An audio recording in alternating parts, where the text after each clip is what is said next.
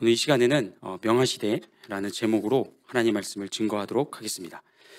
오늘 본문 말씀 우리가 함께 읽었는데요. 이 말씀을 보시면 예수님께서 이제 처음으로 제자들을 전도팀으로 이제 묶어서 파송하시는 장면, 그 장면이 오늘 본문에 기록되어져 있습니다. 그런데 이 내용을 우리가 인간적인 관점에서 이제 바라보게 되면 당시 예수님이 제자들에게 하신 명령들은요, 다 제자들이 따르기에 사실 어려운 내용들로 가득 차 있습니다. 먼저 제자들의 이 파송은 사실 아무런 예고 없이 이루어졌습니다. 예수님은 한 달 전이나 아니면 일주일 전에, 아니 바로 전날까지도 제자들을 파송할 거라는 그런 언급을 전혀 주지 않으셨습니다. 오늘 본문 말씀과 동일한 내용을 기록하고 있는 이 마태복음 10장과 또 누가복음 9장을 보셔도요, 이 파송에 대한, 첫 번째 파송에 대한 예수님의 어떤 예고된 말씀이나 언급은 전혀 우리가 찾아볼 수가 없습니다. 그런데 이런 예수님의 갑작스러운 명령보다 사실 더 큰 문제가 있었는데, 뭐냐면 당시 제자들에게 충분한 연습과 훈련의 시간이 주어지지 않았다는 겁니다. 무슨 얘기냐면 지금까지 제자들이 예수님과 함께 살아오면서 예수님의 사역을 옆에서 지켜만 바라보았을 뿐, 직접 제자들이 말씀을 전했다거나 제자들이 직접 기적을 행한 기회는요, 사실 주어지지 않았었습니다. 바꿔 말하면 예수님은 제자들에게 실전 훈련을 전혀 시켜주지를 않았습니다. 예를 들어서 월요일에 베드로 네가 가서 말씀을 전해라. 또 화요일이 되면 안드레 네가 가서 병자를 고쳐주라. 수요일에는 야고보에게 네가 가서 귀신을 쫓아내봐라 하면서 언젠가는 있을 이 파송에 대비한 실전 훈련을 예수님은 제자들에게 조금 더 시켜주지를 않으셨습니다. 그런데 더욱 황당한 게 있습니다. 뭐냐면 예수님께서 이 처음으로 제자들이 사명을 감당하는 이 자리에서 제자들에게 전도 여행에 필요한 여비를 두둑히 챙겨주기는커녕 오히려 이렇게 말씀하셨다는 거죠. 본문 8절부터 9절을 같이 읽겠습니다. 시작. 명하시되 여행을 위하여 지팡이 외에는 양식이나 배낭이나 전대의 돈이나 아무것도 가지지 말며 신만 신고 두버릇도 입지 말라 하시고, 자, 보시는 것처럼 예수님은 제자들을 지금 파송하시면서 전도 여행 중에 지참할 수 있는 물품들을 정해 주셨습니다. 그런데 지금으로부터 2000년 전 그 당시 예수님이 사셨던 그 당시에는 지팡이, 양식, 배낭, 돈, 신발, 두버릇, 이 모든 게 다 여행하는 사람들에게는 다 필수품이었다는 겁니다. 왜냐하면 오늘날처럼 교통수단이 발달되지 못했던 2000년 전에는요, 대부분의 사람들이 어떻게 여행을 했습니까? 걸어서 여행을 했습니다. 돈이 있어야 말을 타죠. 돈이 없는 사람들은, 그냥 보통 사람들은 대부분이 걸어서 여행을 했습니다. 때문에 지팡이는 다리의 피로를 덜어주는 역할을 해 주었고요, 또 야생동물이나 강도들의 공격을 막는데도 무기로 사용되는 도움이 되었습니다. 그러나 지팡이뿐만 아니라 여행자들에게는 가는 길에서 먹을 양식도 필요했고 잠을 잘 곳을 구할 돈도 필요했고요, 또 양식과 그 돈을 보관할 배낭도 필수품이었습니다. 발을 보호하는 신발은 물론이고요, 두버릇도 사실 예외가 아니었습니다. 우리가 잘 알다시피 예수님이 사셨던 그 팔레스틴 땅은요, 낮과 밤의 기온차가 무척 심했습니다. 그래서 아주 심한 곳은 50도도 차이가 났습니다. 낮에는 막 50도까지 올라오고 밤에는 0도 이하로 뚝 떨어졌습니다. 따라서 밤에 찾아오는 이 추위를 견디기 위해서는 낮에 입는 옷 외에 한 벌이 두꺼운 외투가 더 필요했다는 겁니다. 즉 전도행을 하면서 지팡이, 양식, 배낭, 돈, 신발과 두벌옷을 갖추는 것은 그들에게 있어서 사치가 아니라 여행에 필요한 최소한의 필수품들이었다는 겁니다. 그런데도 예수님은 어떻게 했다고요? 제자들에게 딸랑 지팡이와 신발만 허락해 주었다는 겁니다. 그 외에 나머지 것들은 가지지 말라, 아예 지참하지 말라라고 명령을 했는데, 여러분 지금 제자들은 놀러 가는 게 아니었습니다. 뭐 하러 가는 거였습니까? 예수님께서 맡기신 사명을 감당하러 가는 길이었습니다. 죄에서 비롯된 육체와 영적인 질병을 치료해주고 회복시켜주고, 또한 구원받지 못한 영혼들에게 복음을 전하러 가기 위해 전도행을 떠나는 길이었습니다. 더군다나 이번 파송은 제자들에게 처음으로 주어진 미션이었고요. 말씀드렸듯이 그동안 충분히 예고되어서 준비했다거나 또 실전 훈련이 충분히 경험된 그 훈련을 받고 떠나는 길도 아니었습니다. 자, 그러니까 인간적으로 한번 생각해 보시죠. 예수님이 지금 제자들에게 어떻게 대우를 해줘야 맞습니까? 어떻게요?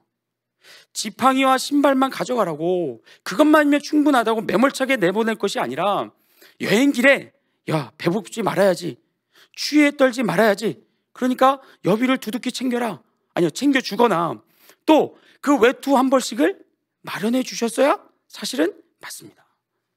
왜냐하면 이거는 지금 제자들이 놀러 가는 게 아니라 예수님이 맡기신 사명을 감당하러 가는 길이었기 때문입니다.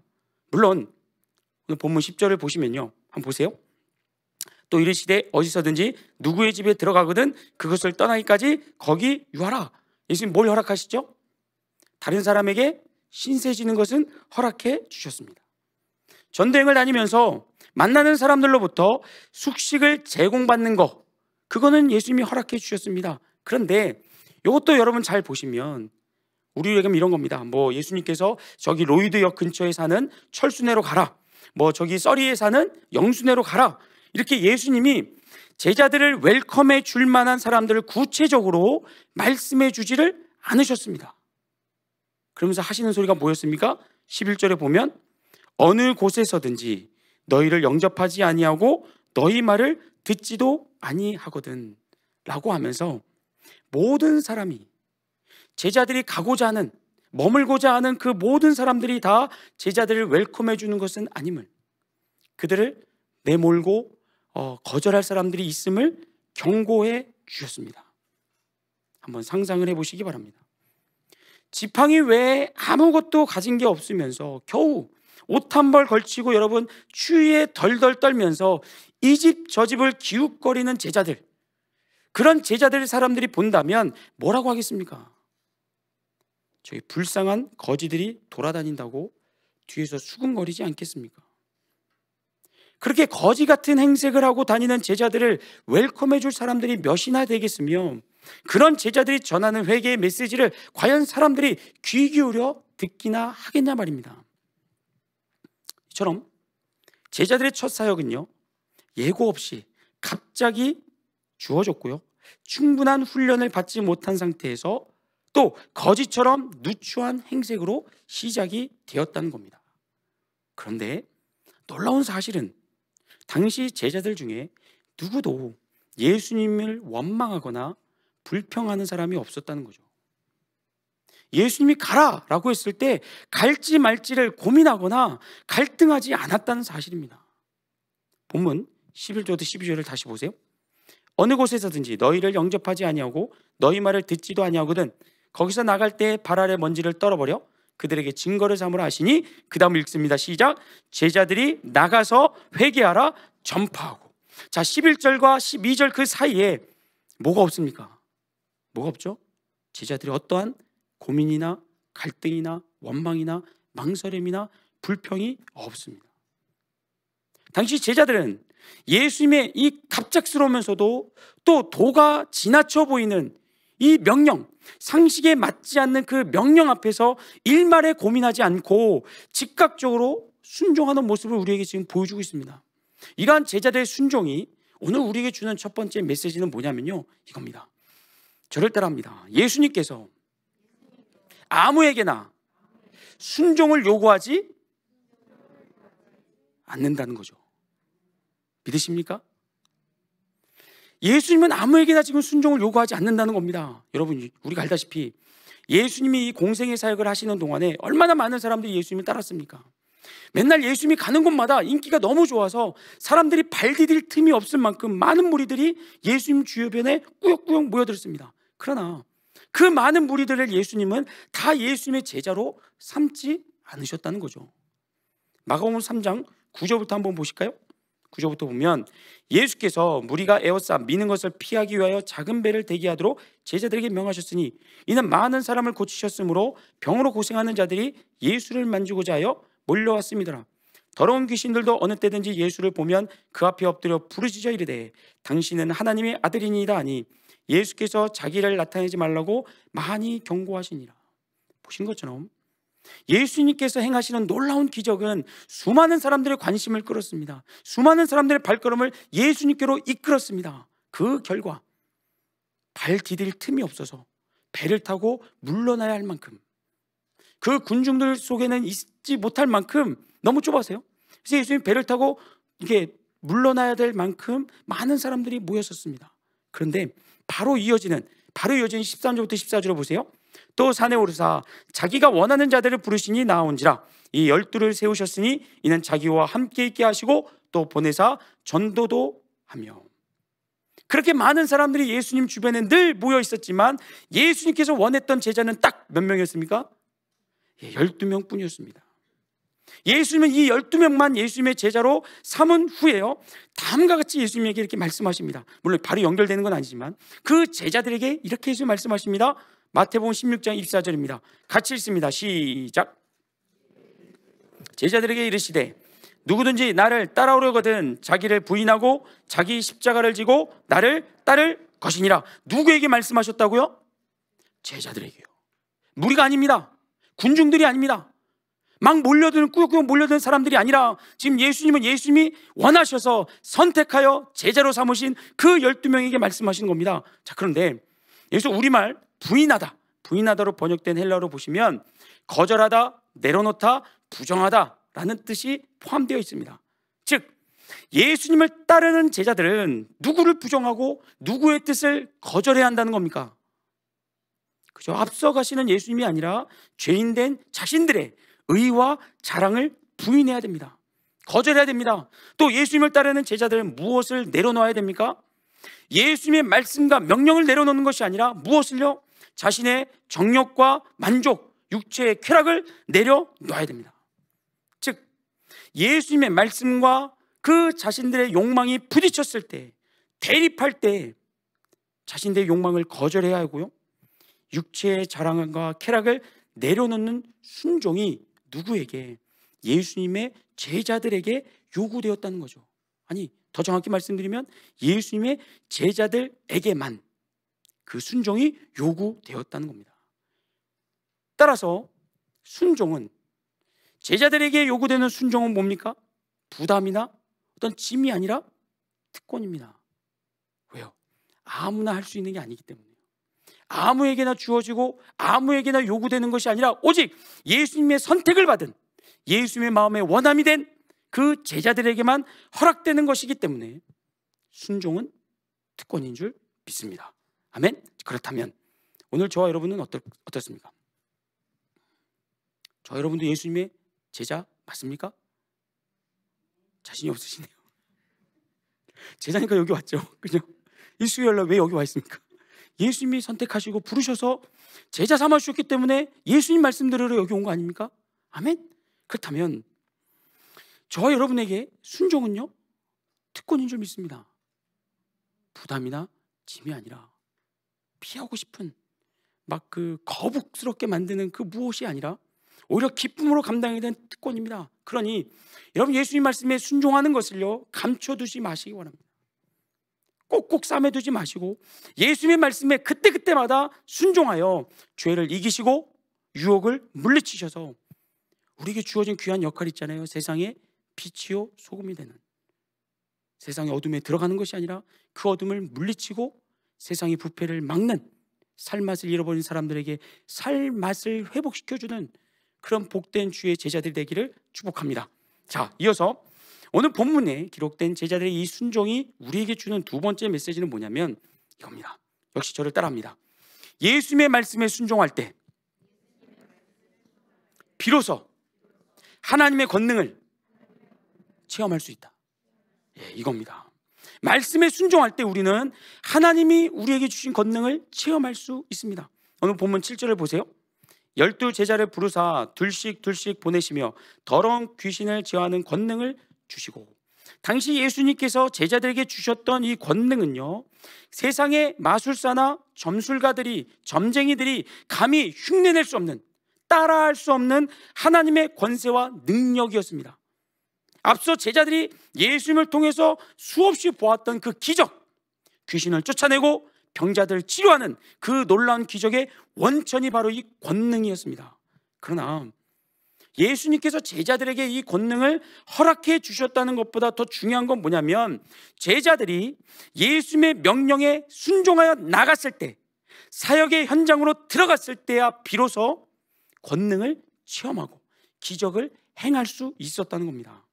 본문 12절부터 13절 다시 보세요. 제자들이 나가서 회개하라 전파하고 많은 귀신을 쫓아내며 많은 병자에게 기름을 발라 고치더라. 여러분, 만약에 제자들이 예수님의 가라 하는 그 명령에 순종하지 않았다면 어떻게 됐을까요? 예수님, 아직 저희는 복음을 전할 준비가 안 됐습니다. 지금 당장 말고 조금 더 훈련받은 다음에, 조금 더 실력을 키운 다음에 전도하러 가겠습니다. 지팡이외에 아무것도 가져가지 말라고 하시면 저 불안해서 못 갑니다. 저희를 반갑게 웰컴해주고 저희를 잘 대접해주는 사람들이 나타날 때까지, 그들이 약속할 때까지, 확답을 받을 때까지 순종을 보류하겠습니다. 등등. 만약에 오늘 본문 속의 이 제자들이 이 핑계 저 핑계를 대면서 예수님의 명령에 불순종하고 전도행을 떠나지 않았더라면 과연 제자들이 권능을, 기적을 체험할 수 있었을까요? 그렇지 않습니다. 예수님께서 제자들에게 주신 이 놀라운 권능은 철저하게 사역의 현장에서만 발휘되었습니다. 믿지 않는 사람들에게 복음을 전하고 귀신 들린 자, 병든 자들 앞에서 예수 그리스도의 이름으로 치유를 선포할 때, 꾸짖을 때 하나님의 권세와 능력이 나타났습니다. 중요한 건 본문 속 제자들만이 아니라 오늘 저와 여러분에게도 동일한 하나님의 권능이, 하나님의 권세와 능력이 이미 허락되었다는 사실입니다. 볼까요? 말씀을 요한복음 1장 12절입니다. 시작. 영접하는 자, 곧 그 이름을 믿는 자들에게는 하나님의 자녀가 되는 권세를 주셨으니. 예수님을 믿고 예수님을 영접하는 자들에게 무엇이 주어진답니까? 하나님의 자녀가 되는 권세가 주어진답니다. 그런데 이걸 헬라어 성경으로 보시면 하나님의 자녀가 되는 권세, 이 권세와 오늘 본문에서 예수님이 제자들에게 주신 권능, 동일한 헬라어 단어입니다. 엑수시아. 동일한 단어가 쓰여져 있습니다. 즉, 믿지 않는 사람들을 구원의 길로 이끌고 귀신 들리고 병든 자를 치료하는 하나님의 권세와 능력은 오늘 본문 속 제자들에게만 허락된 것이 아니라 예수님을 믿고 영접하는 모든 성도, 모든 예수님의 제자들에게, 오늘 저와 여러분에게도 똑같이 주어졌다는 거죠. 그래서 마가복음 16장 17절부터 18절을 보세요. 이렇게 말씀합니다. 믿는 자들에게는, 이 믿는 자들에게는 누구도 포함됩니까? 저희 다 포함됩니다. 아멘. 여기 예수님 안 믿는데 그냥 오신 분 계세요? 시간이 남아서, 아니면 길 가다가 갑자기 그냥 들어오고 싶어서 오신 분 없습니다. 우리 다 믿는 자들이잖아요. 이 믿는 자들에게 뭐라고 말씀하시지 보세요. 이런 표적이 따르리니, 같이 있습니다. 곧 그들이 내 이름으로 귀신을 쫓아내며 새 방언을 말하며 뱀을 집어 올리며 무슨 독을 마실지라도 해를 받지 아니하며 병든 사람에게 손을 얹은즉 나으리라 하시더라. 성경은 분명하게 말씀합니다. 믿는 자들에게는,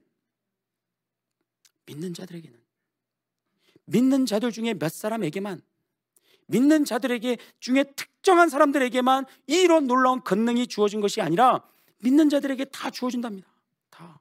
그런데 이 권능이 삶 속에서 경험되기 위해서, 발휘되고 나타나기 위해서 한 가지 조건이 충족되어야 된다는 거죠. 그게 뭡니까? 우리가 사역의 현장으로 나갈 때. 마가복음 16장 20절 보세요. 20절. 제자들이 나가 두루 전할세 주께서 함께 역사하사 그 따르는 표적을 말씀으로 확실히 증언하시니라. 제자들이 언제 예수님의 권능을, 하나님의 놀라운 권세와 능력을 체험합니까? 나타냅니까? 그들이 나가서 전할 때. 재밌는 얘기 하나 말씀드리겠습니다. 제가 단기 선교를 갈 때마다 경험하는 건데요. 뭐냐면, 우리가 주로 이제 단기 선교를 가는 지역들은 아시다시피 의료 시설이 굉장히 열악합니다. 그래서 우리가 이 캐나다 땅에서 흔히 구할 수 있는 약들을 그곳에서는 구하기가 어렵습니다. 그래서 노방전도를 이렇게 다니다 보면요, 현지인들 중에 뭐 머리가 아프다, 뭐 배가 아프다, 뭐 열이 떨어지지 않는다 등등 치유를 위한 기도를 요청하는 분들이 의외로 많이 있습니다. 물론 우리가 복음을 전하지만 그렇게 몸이 아픈 분들이 있으면 어떻게 합니까? 우리가 치유를 위해서 기도합니다. 그런데 이제 제가 팀을 꾸리고 가면 대부분 이제 저한테 막 떠넘깁니다. 이렇게 목사님이 기도하세요. 목사님이 기도하세요. 그럼 전 또 어떻게 할까요? 그걸 다시 떠넘깁니다. 권사님이 하세요. 우리 청년이 하세요. 우리 뭐 자매가 하세요. 이렇게 막 해요. 그러면 그분들이 이게 쭈뼛쭈뼛하죠. 안 해봤으니까. 그래서 반신반의하면서 기도합니다. 그리고 되게 작은 소리로 합니다.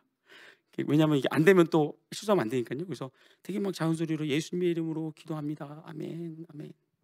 그럼 어떻게 될까요? 놀랍게도 치유가 됩니다. 그러면 누가 더 놀란지 아세요? 기도받은 분과 기도해준 사람, 누가 더 놀랄까요? 네, 기도해준 우리 전도 팀원들이 더 놀랍니다. 그리고 돌아와서 난리가 나죠. 목사님, 이거 되네요. 야, 진짜 예수님의 이름으로 기도하니까 병자들의 치유가 되네요. 예수님의 이름으로 기도하니까 능력이 나타나네요. 여러분, 이 체험을 한 친구들은요, 잠을 못 잡니다. 잠을. 그만 불 꺼! 자! 그만 기도해! 그만 찬양해! 아니요, 멈추지 못합니다. 회개합니다. 지금 제가 그동안 말씀은 들어왔는데 믿지 못했습니다. 믿지 못해서 예수님의 이름으로 기도하지를 못했습니다. 그런데 이거 정말 되네요. 그럼 제가 조용히 그 친구를 불러다 얘기해 줍니다.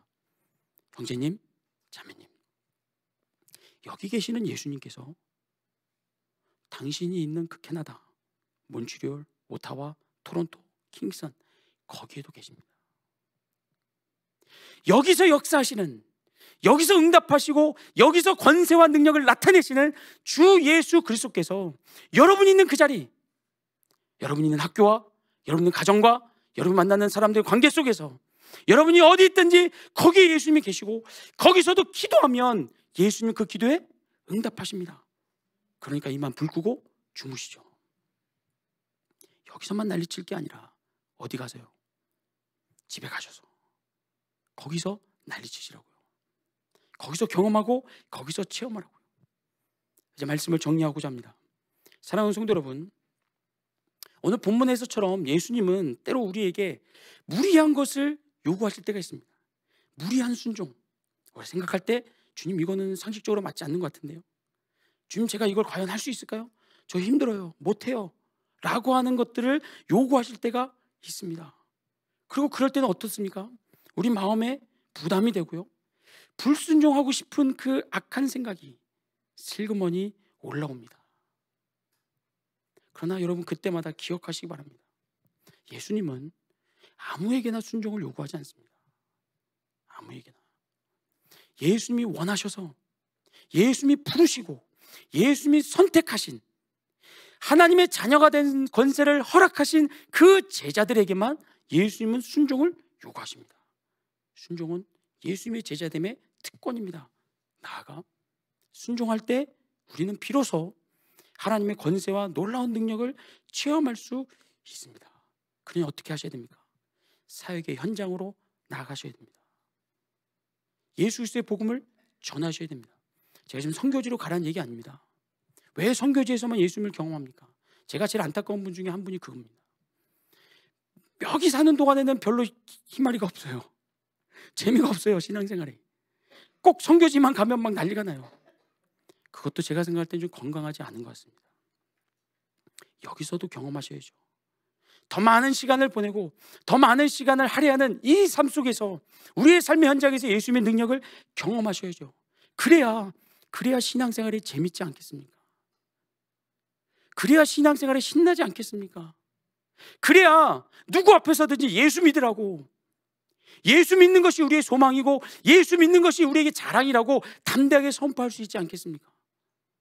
바라옵기는 여기 계신 저와 여러분 모두 다, 또 온라인으로 지금 수협에 참여하신 모든 성도님들께서 이 놀라운 진리를 깨우치시고 경험할 수 있기를 주의 이름으로 축복합니다. 순종은 아무에게나 허락되는 것이, 요구되는 것이 아니라 예수님의 제자에게만, 그리고 사역의 현장으로 들어가는 순종에 우리는 놀라운 하나님의 권세와 능력을 체험할 수 있다는 것. 그렇게 재밌고 신나게 기쁘고 감사함으로 찬송함으로 우리에게 주어진 이 한 번밖에 없는 이 땅에서의 삶, 이 신앙의 여정을 승리하며 살아가시는 저 여러분 되기를 주의 이름으로 축복합니다. 아멘.